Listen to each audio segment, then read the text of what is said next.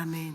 오늘 말씀의 제목은 여호와께서 요셉과 함께 하시고, 여호와께서 요셉과 함께 하시고라는 제목으로 함께 은혜를 나누겠습니다. 아주 한동안 우리가 야곱을 통해서 창세기 말씀으로 함께 은혜를 나눴습니다. 이제 시간이 지나갔습니다. 이제 시간이 지나가고 야곱의 아들들이 이제 역사의 전면에 나서게 됐죠. 우리가 지난주 수요일 날 말씀을 통해서 함께 살펴보았던 야곱의 아들 누가 전면에 올라왔죠. 지난주 수요일에는 유다가 이제 전면에 올라오고, 오늘 말씀에는 이제 요셉이 역사의 전면에 등장하게 됩니다. 형들에 의해서 이집트로 요셉이 팔려간 이야기 너무 잘 아시죠? 어린아이들을 만화부터 시작해서 이 이야기 너무 친숙합니다. 요셉은 이제 이집트로 팔려갔고, 요셉이 이집트의 노예시장에서 누구에게 팔려가던가요? 이집트의 친위대장 보디발의 집으로 팔려갑니다. 근데 여러분, 보디발은 뭐 하는 사람이라고요?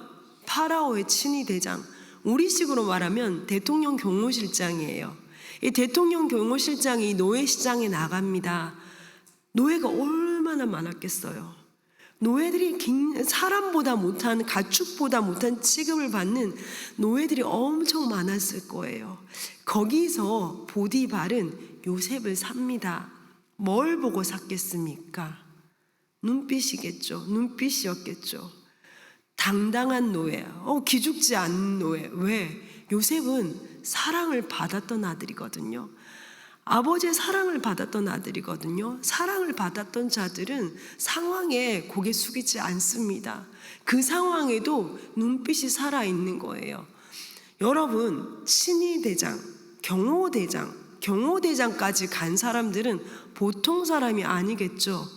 파라오에게 다가오는 그 수많은 사람들을 눈빛만 보고, 저 사람은 파라오에게 해가 될 사람이다, 저 사람은 파라오에게 득이 될 사람이다, 눈빛만 보고 사람을 파악해야 되는 경호실장의 눈에 요셉이 들었다라는 것은 요셉이 어딘가 남다른 점이 있었다라는 거예요. 하나님과 함께하는 사람, 아버지의 사랑을 받아본 자의 살아있는 눈빛, 그것 때문에 보디발은 요셉을 샀습니다. 여러분, 어때요? 이 우연처럼 보이는 모든 것의 뒤에는 누구의 손이 있습니까? 하나님의 손이 있는 거예요. 모든 것이 우연처럼 보여요. 너무 안 됐어. 형한테 팔려가지고 노예시장까지 가가지고 팔려나가는 그 모든 것들이 불행처럼 보이고, 어쩜 인생이 저렇게 기구하게 흘러가나 불행처럼 보이고, 또 보디발의 손에 팔려가는 것이, 보디발이 그를 사가는 것이, 모든 것이 불행처럼 보이고 우연처럼 보이지만 그 뒤에는 하나님의 손이 있었고 하나님의 큰 그림이 있었다라는 것입니다. 점점 인간의 눈으로 봤을 때는 불행해 보이겠지만, 점점 이집트의 절대 권력인 파라오가 있는 곳으로 점점 가까이 가는 요셉이 보인다라는 것입니다. 그가 아버지 집에 가나안에 있었더라면 파라오를 무슨 수로 만났겠습니까? 이집트의 파라오를 무슨 수로 만났겠습니까? 근데 그 모든 불행처럼 보이고 우연처럼 보여지는 모든 일들 뒤에는 하나님의 손이 있다라는 것입니다. 우리의 삶에도 해석되지 않는 일이 너무 많아요. 그렇지 않습니까? 나에게 왜 이런 일이 벌어질까? 왜 이런 일이 나에게 발생했을까? 도무지 해석되지 않는 일들, 하나님이 보이지 않는 것 같은 일들, 하나님이 다른 사람은 다 도우시는데 나는 안 도우시는 것 같은 그런 사건들이 얼마나 많습니까? 그 순간에도 우리가 기억해야 되는 것은 이 우연과 이 불행처럼 보이는 모든 일들 가운데 하나님이 계시다라는 것, 하나님의 큰 그림 안에 실수 없으신 하나님, 한치의 실수 없으신 하나님이 나를 붙잡고 계신다라는 것 기억해야 될 줄로 믿습니다. 요셉은 절망스러웠을 거예요. 내가 우리 아버지 집에서 채색 옷 입던 애인데 채생옷 입던 애가 하루아침에 노예의 옷을 입고 보디발의 집에서 일을 합니다. 얼마나 절망스러웠겠습니까? 절망스러웠지만 도망갈 궁리를 하지 않습니다. 절망스럽지만 도망갈 궁리하지 않고 열심히 일했습니다. 여러분, 이게 어떻게 가능할까요? 사람은 하나님이 나와 함께 계신다라는 사실을 믿는다면 어떤 순간에도 썩지 않습니다. 가장 중요한 것은 사건이 중요한 게 아니라 해석이 중요합니다. 이 상황에도 하나님이 나와 함께 하신다라는 그 해석, 그 하나님이 나와 함께 하신다. 요셉은 그것에 대한 분명한 확신이 있었습니다. 하나님은 정말 요셉과 함께 하셨고, 아마 그러지 않았겠습니까? 아버지 생각나고 집에 가고 싶어 눈물 짓는 그에게 누가 그를 위로했겠습니까? 하나님이 차디찬 바닥에, 차디찬 노예 숙소의 바닥에 몸을 누였을 때, 집 가고 싶어 눈물을 낼 때, 아빠 보고 싶어 울 때 누가 그를 만져주겠습니까? 하나님이 만져주신 거죠. 하나님이 함께한다. 하나님이 함께하는 사람은 썩지 않습니다. 요셉은 보디발의 집에 썩지 않았습니다. 최선을 다해서 일을 했습니다. 그런데 그 모습을 보디발이 보고, 우리가 말씀을 함께 볼게요. 39장 3절 말씀에 그의 주인이 여호와께서 그와 함께 하심을 보며 또 여호와께서 그의 범사에 형통하게 하심을 보았더라.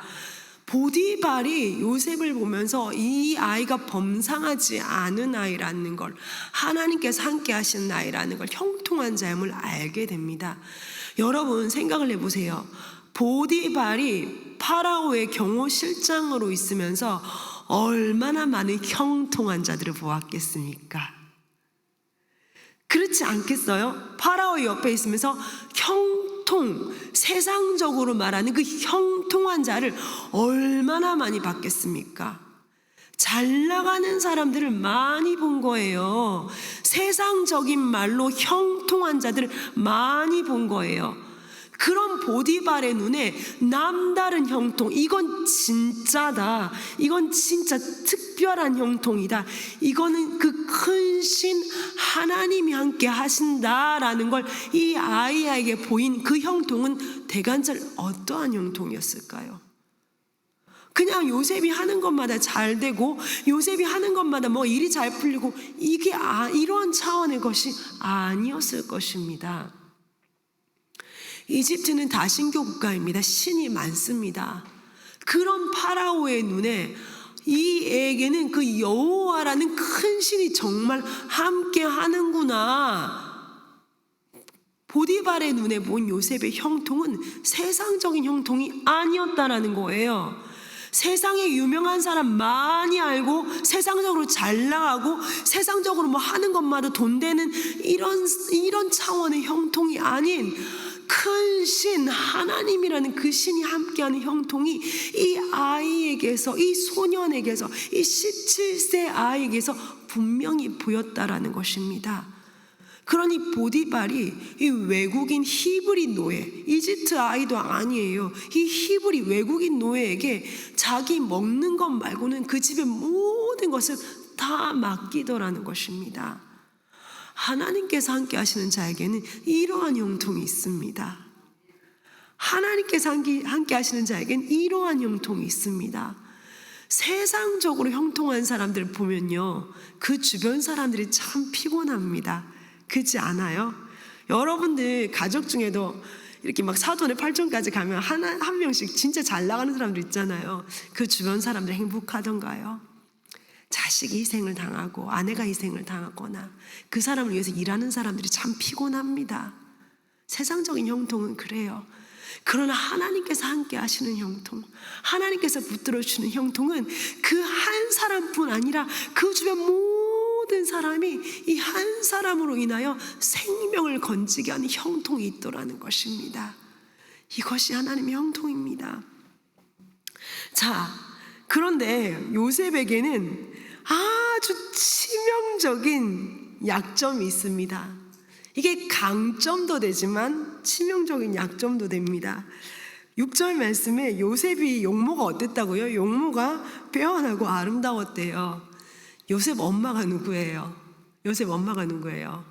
라헬이에요. 라헬의 아들이에요. 그 예쁘다는 그 아름다운 라헬의 아들이니 얼마나 잘생겼었겠습니까? 유전이죠. 엄마의 유전자가 요셉에게 다 유전이 됐던 것 같아요. 요셉이 너무 잘생긴 거예요. 그러니 그의 아름다움 때문에 보디발의 아내가 그를 유혹합니다. 보디발의 아내도 상당히 예뻤을 거예요. 권력자의 아내니 뭐 오죽하겠어요. 여러분, 이게 예쁘니까 유혹이라는 단어가 나오지, 못생겼으면 시험이라고 그랬겠죠. 근데 예뻤던 거예요. 예쁘면 유혹이에요. 못생겼으면 시험이었을 거고. 예, 보디발의 아내가 얼마나 아름다운 아내였겠어요. 그 아내가 정말 피 끓는 청춘인 요셉을 유혹합니다. 그런데 요셉이 어떻게 합니까? 9절, 이 집에는 나보다 큰 이가 없으며 주인이 아무것도 내게 금하지 아니하였어도 금한 것은 당신뿐이니 당신은 그의 아내임이라. 그런즉 내가 어찌 큰 악을 행하여 하나님께 죄를 지으리까? 이 요셉의 대답에서 요셉은 두 가지를 지켰죠. 첫 번째는 인간에 대한 신의입니다. 의리죠. 내 주인이 나를 믿고 이 집의 모든 것을 내게 맡겼는데 내가 어떻게 당신, 주인의 아내인 당신과 내가 함께 하겠습니까? 인간적인 신의를 지켰고, 두 번째는 뭐예요? 가장 중요한 건 뭐예요? 하나님이 지금도 보고 계신다라는 거예요. 우리는 이렇게 생각합니다. 내 상황이 안 풀리고 내 처지가 형편없으면 하나님이 나와 함께 하지 않으신다라고 생각해요. 그러나 요셉은 이 상황 가운데도, 내가 노예로 팔린 이 상황 가운데도 하나님이 나와 함께 하시고 그분이 지금도 보고 계시고 지금 여기 계신다, 나는 하나님의 눈앞에 사는 사람입니다 라는 이 신앙이 흔들리지 않더라는 것입니다. 나는 하나님의 눈앞에 사는 사람입니다. 여러분, 우리는 하나님의 눈앞에 사는 사람입니다. 하나님은 교회 안에만 계시는 하나님이 아니고 여러분이 이 날이 밝으면 가는 여러분의 직장에도 함께 계시는 하나님, 여러분의 가정에도 함께 계시는 하나님, 여러분이 가는 모든 곳에 하나님이 함께 하십니다. 하나님이 보고 계신다라는 생각을 마음에 두고 있는 사람은 삶이 다르겠지요. 하나님 앞에서 사시는 사람들입니다. 우리는. 여러분 어떻습니까? 이렇게 하나님이 인간에 대한 신의를 지키고 하나님에 대한 하나님의 눈앞에 내가 산다라는 믿음을 지키고 사는, 이렇게 대답을 하면 우리가 원하는 건 이제 해피엔딩이 되잖아요. 삼류 영화처럼 너의 신앙이 정말 아름답구나, 보디발의 아내가 회개하고 그렇게 해야 되는데 상황이 어떻게 흘러갑니까? 보디발의 아내가 요셉에게 누명을 씌웁니다. 얘가 나를 강간하려고 했어. 그리고 요셉은 어떻게 돼요? 감옥에 갇히죠. 상황이 자기 의지와 관계하지 않고 상황이 요셉의 의지와 관계없이 흘러가더라는 것입니다. 그런데 여러분, 참 신기한 것은 20절 말씀에 보면 요셉의 주인 보디발이 요셉을 어디 가둔다고요? 옥에 가둔데 그 옥도 지하 감옥이나 끔찍한 곳이 아니라 왕의 죄수, 왕의 신하들을 가두는 감옥에 요셉을 가뒀다라는 것입니다. 여러분, 이게 이상한 게 뭐냐면 이 고대 사회에 노예가 주인의 아내를 강간하려고 했으면 여러분, 이게 감옥에 들어갈 일이 아니에요. 이거는 그냥 즉결 심판이에요. 그 자리에서 죽인다고요. 히브리 노예가, 외국인 노예가 주인의 아내를 강간하려고 했다. 물증이 있어요. 요셉의 옷이라는 물증까지 있으면 이건 뭐 더 볼 것도 없이 그 자리에서 죽여야 돼요. 그런데 보디발이 요셉을 죽이지 않고 왕의 죄수를 가두는 감옥에 그를 가둡니다. 이건 무슨 말이에요? 보디발은 요셉의 결백을 믿었다라는 거예요. 자기 체면 때문에 보는 눈이 있으니 일단 감옥에는 가뒀지만 보디발은 평상시에 요셉이 하나님과 함께하는 형통한 자임을 보았기 때문에 그를 죽이지 않고 왕의 죄수들을 가두는 감옥으로 가둡니다. 불행인 듯 보이고 일이 이렇게 꼬이나 보이지만 그 뒤에 하나님께서 요셉을 파라오, 이집트의 절대 권력에 가까이 보내는 하나님의 손이 보입니다. 문제는 요셉은 이걸 모른다라는 거예요. 여러분, 우리는 이 이야기의 끝을 아니까 요셉 좀만 참아. 너 이제 갈 거야. 너 이제 파라오 앞에 갈 거고 너 애굽 총리 될 거다. 좀만 참아. 우리는 그런 시각으로 보지만 요셉은 이게 안 보여요. 상황은 왜 이렇게 억울하게 꼬이지? 억울하고 이렇게 억울할 때가 있을까요? 그럼에도 불구하고 이 39장 전체는 너무너무 억울한 요셉의 이야기가 펼쳐지는데, 이 억울한 이야기의 결론에 대해서 성경은 뭐라고 얘기합니까? 이 39장의 마지막 절인 23절 말씀의 마지막을 한번 볼까요? 39장 23절 마지막에 이는 여호와께서 요셉과 함께 하심이라 여호와께서 그를 범사에 형통하게 하셨더라. 이 억울한 일의 끝에 가서 이 억울한 일의 결론에 대해서 뭐라고 말합니까? 형통이라고 말합니다. 형들한테 팔려서 이집트로 가고 보디발의 아내에게 누명씌워 감옥까지 가는데, 이런 억울한 상황의 결론에 대해서 성경은 형통이라고 말한다라는 것입니다. 여러분 중에 이런 형통 원하시는 분 계십니까? 저도 원치 않아요. 그런데 오늘 성경 말씀은 요셉의 이 모든 상황을 형통이라고 말합니다. 어떻게 지금 이 상황을 형통이라고 할 수 있을까요? 시편 105편 18절과 19절에는 요셉의 이 사건에 대해서 시편 기자는 이렇게 말합니다.